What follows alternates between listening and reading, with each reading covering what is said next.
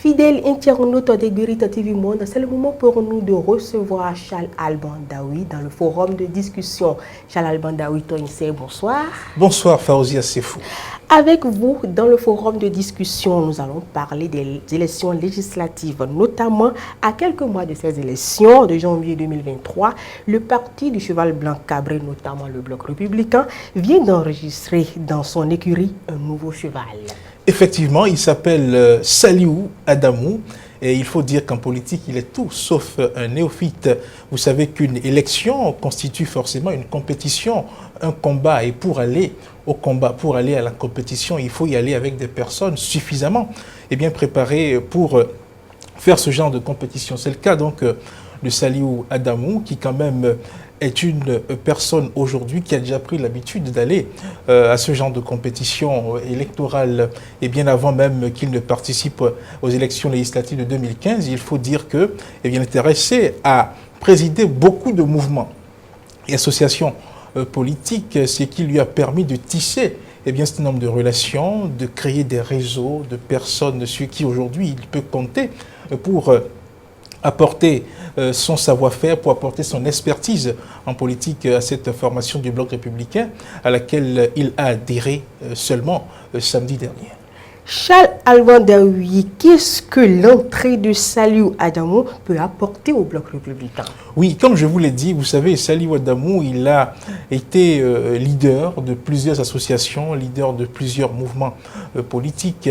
Le dernier mouvement qu'il a présidé avant de fonder son parti s'appelait Confermac, Confédération des mouvements, associations et coalitions politiques. Et tenez-vous tranquille, de cette coalition-là, il y a aujourd'hui beaucoup de jeunes qui se sont retrouvés à des postes de responsabilité avec le pouvoir de la rupture aujourd'hui. Et donc, pour dire que ce mouvement-là a fait son temps, ce mouvement-là a eu un impact sur le terrain. Donc, après ce mouvement, il a créé ce parti-là, qui aujourd'hui n'existe plus, le Parti du peuple souverain, un parti qui a commencé à militer dans l'opposition, mais pas dans une opposition comme nous avons l'habitude de le voir, une opposition, comme il le dit, constructive, une opposition qui ne fait pas des critiques pour les faire, mais une opposition quand même qui analyse les situations et apporte donc des solutions. Ayant joué ce rôle-là par le passé, aujourd'hui, si Saliou Adamou décide d'aller au Bloc républicain, vous voyez que c'est dans cet état d'esprit qu'il va travailler de ce côté. Et il faut dire que ce parti-là, le Parti du peuple souverain, c'est un parti de jeunes gens engagés qui sont restés fidèles à leur leader jusqu'au week-end dernier où ils sont entrés dans le Bloc républicain. Des jeunes qui ont promis de travailler, de mouiller le maillot sur le terrain pour que,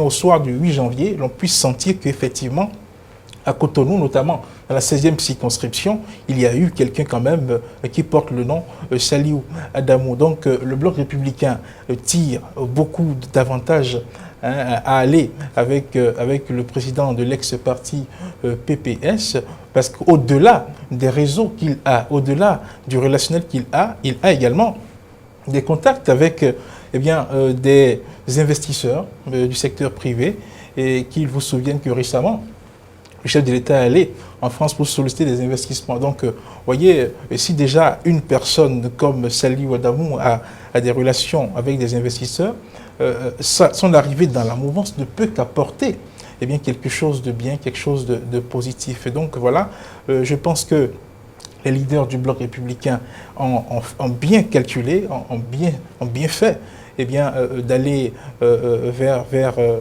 Saliou Adamou qui avec son parti, le PPS, est entré dans le Bloc républicain et qui désormais ne va militer que dans ce parti, ne va mouiller le maillot que dans ce parti, ne va mettre son énergie qu'au profit de ce parti.